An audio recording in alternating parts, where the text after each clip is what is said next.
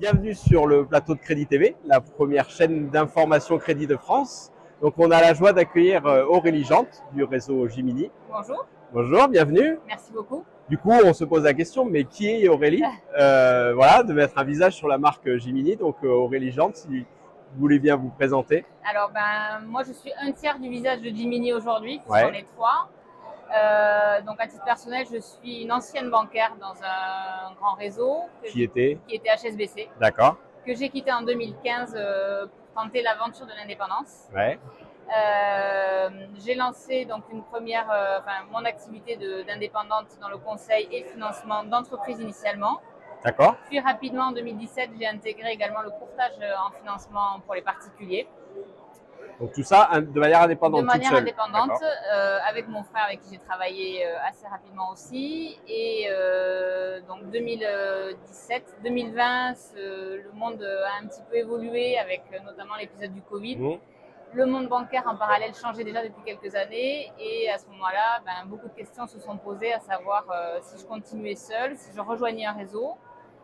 Et à ce moment-là, du coup, j'ai rencontré Rudy et Sébastien, donc mes associés actuels, avec lesquels on s'est dit que pour protéger un petit peu notre activité, pour la rendre plus forte, il pouvait être intéressant de s'associer et donc est né Jiminy. D'accord. Donc les deux associés, Rudy et Sébastien, eux viennent aussi du courtage? Tout à fait. D'accord. Même parcours à des moments différents, mais tous les deux sont des anciens banquiers aussi. Sébastien a été le premier à quitter la banque. Rudy une année avant moi.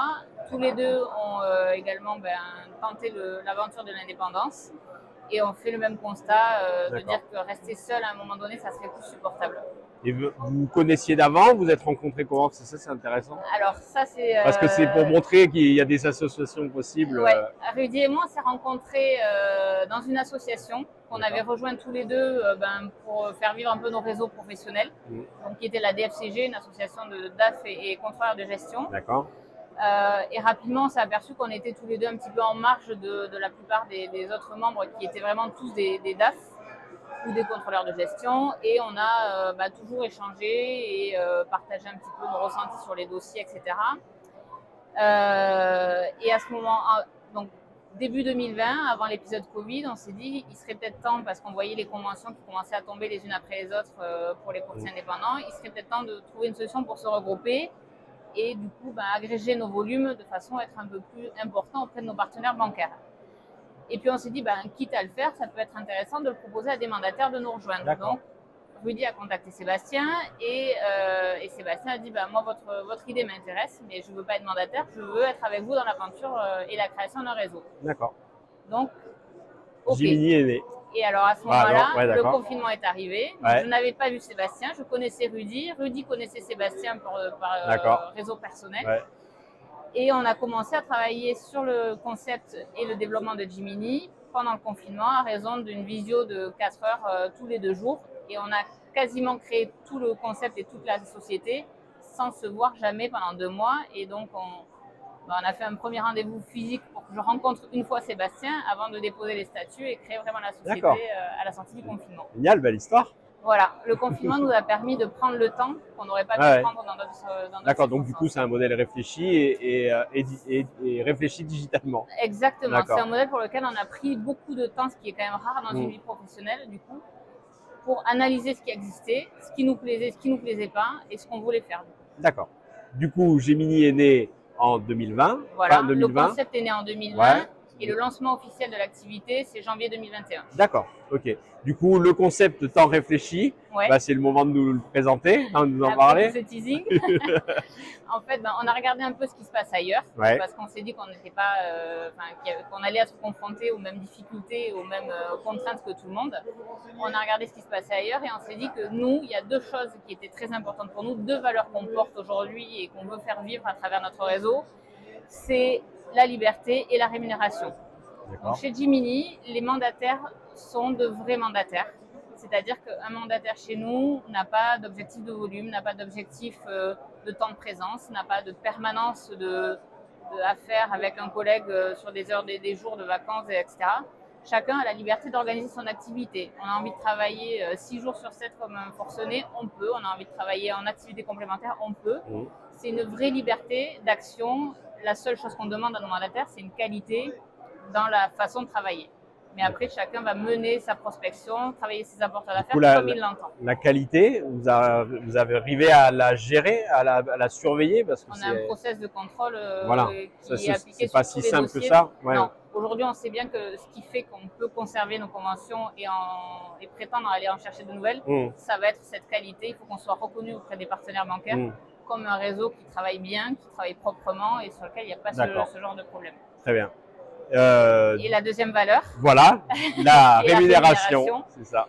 La rémunération, une phrase qui est importante pour nous, c'est le fruit doit revenir à celui qui produit le travail. Le fruit du travail doit revenir à celui qui le produit. C'est-à-dire qu'on veut que la majeure partie du chiffre d'affaires qui va être généré revienne au mandataire. On a conscience qu'il y a des coûts pour faire vivre un réseau, donc on n'est pas non plus philanthrope. Voilà, on ne reverse pas 100%, c'est pas possible. En revanche, on a un barème aujourd'hui qui démarre à 70% de rémunération et qui peut monter jusqu'à 95% en fonction de certains paliers de chiffre d'affaires atteints. Et ce qui nous permet de faire ça aujourd'hui, c'est qu'on a des coûts fixes qui sont quand même plus légers, on n'a pas d'agence physique, ça revient à la liberté dont on parlait tout à l'heure, chacun va avoir son autonomie. Et en contrepartie, nous, on a quand même moins de frais fixes aujourd'hui, donc ça nous permet de reverser au mandataire un maximum de rémunération. Du coup, contre cette reversion, enfin, comment est organisé le réseau, c'est-à-dire vous apportez concrètement quoi au mandataire, voilà. Et est-ce que du coup ces mandataires-là sont obligés de monter les dossiers sous Jiminy, sous l'enseigne Jiminy, et c'est Jiminy qui distribue les dossiers? Alors le courtier c'est Jiminy, donc officiellement. Le signataire, on va dire, des conventions avec les banques et des mandats de courtage, ça va être Jiminy, mais représenté par son mandataire, donc qui peut être Pierre-Paul ou Jacques, et qui peut garder son enseigne. Aujourd'hui, on a des gens dans le réseau qui existaient avant de nous rejoindre ou qui ont voulu créer une entreprise à leur nom parce que c'était important pour eux. On peut très bien être Mathieu Domain, membre du réseau Jiminy. Ça ne pose aucun souci, vous pouvez avoir votre identité visuelle. On pense, nous, aujourd'hui, que être tous aux mêmes couleurs, ça va nous aider à être reconnus, à être identifiables plus facilement, mais on n'interdit pas à chacun de garder son identité. Et qu'est-ce qu'on apporte à nos mandataires? On apporte tous les outils indispensables, donc les conventions bancaires, un CRM maison, donc un CRM dont on est aujourd'hui très fier parce qu'on l'a fait beaucoup évoluer en fonction de l'utilisation et qui est encore évolutif. La partie juridique, on est très attentif. On a fait un audit de façon à être vraiment nickel. Donc là-dessus, on regarde ça de très près aussi. Et après, on a un réseau qui est très collaboratif aujourd'hui. On a un outil de communication en interne qui permet à chacun de poser ses questions et d'avoir des réponses qui lui viennent de tous les membres du réseau. Aujourd'hui, vous avez besoin d'un contact à Bordeaux, dans un CIC. Vous allez poser la question sur l'outil. Ça ne sera pas forcément Rudy, Sébastien ou moi qui répondront, ça sera la première personne qui verra le message et qui aura la réponse. D'accord. Et là-dessus, on s'aperçoit que c'est quelque chose qui plaît beaucoup à nos mandataires parce que chacun se sent vraiment intégré et imprégné dans le réseau. D'accord. Et ça, c'est sur une solution informatique interne aussi ou Ça, c'est un logiciel qui existe sur le marché, qui est ouvert à tout le monde. Et par contre, qu'on s'est vraiment approprié et qui aujourd'hui est notre outil central de communication interne. Ok, génial. Voilà. Super. Du coup, en termes d'activité, donc 2022, c'est votre deuxième année d'activité pleine. Comment ça se passe malgré les turbulences? Voilà, est-ce qu'on peut avoir le regard Jiminy de cette année 2022? Alors Jiminy, on va dire que le regard, purement métier, je pense que ce sera le même constat que tout le monde. On a, comme tout le monde, les mêmes problèmes de taux d'usure en cette fin d'année, les mêmes inquiétudes à ce niveau-là. Mais le réseau en lui-même fait une belle année puisqu'on a création en janvier 2021, lancement en janvier 2021, une dizaine de mandataires la première année, on a doublé cette année et puis on a toujours des objectifs assez ambitieux de développement. On est très présent dans un quart sud-ouest avec aujourd'hui une ambition de développement plus national. Ouais, c'est un réseau de combien de mandataires aujourd'hui? Aujourd'hui, on est un peu plus d'une vingtaine.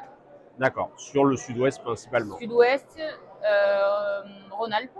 D'accord. Et là, on est en train de mettre ce qu'il faut en place pour arriver sur la région parisienne. D'accord. On fera des annonces bientôt. Super. On attend que ce soit très bien. D'où votre présence au Salon du Crédit cette année, j'imagine, votre première participation. Est-ce que jusqu'à présent, donc, ça a satisfait vos attentes sur notamment ce développement sur l'Île-de-France, quoi? Alors, le Salon du Crédit, déjà, je dois vous dire que l'année dernière, on y était en tant que visiteur, ce qui nous a motivés à y être cette année en tant qu'exposant. D'accord. Et déjà, je trouve le salon encore plus qualitatif que l'année dernière. On est très contents, franchement. Il est 16h et je pense que j'ai pris en tout et pour tout un quart d'heure pour manger. Super. Tellement on a de contacts qui sont en plus qualifiés. Alors après, on sait bien que tout n'emmènera pas à des concrétisations, mais on a vraiment fait des belles rencontres et voilà. Bon, très génial. Très contents. Un mot de la fin peut-être? Un mot de la fin, écoutez, n'hésitez pas à venir nous rencontrer, que ce soit sur le salon ou nos portables sont facilement accessibles sur le site internet mygmini.com. Et on sera ravis de discuter avec chacun d'entre vous. Super, merci Aurélie. Merci beaucoup Mathieu. À bientôt. Au revoir.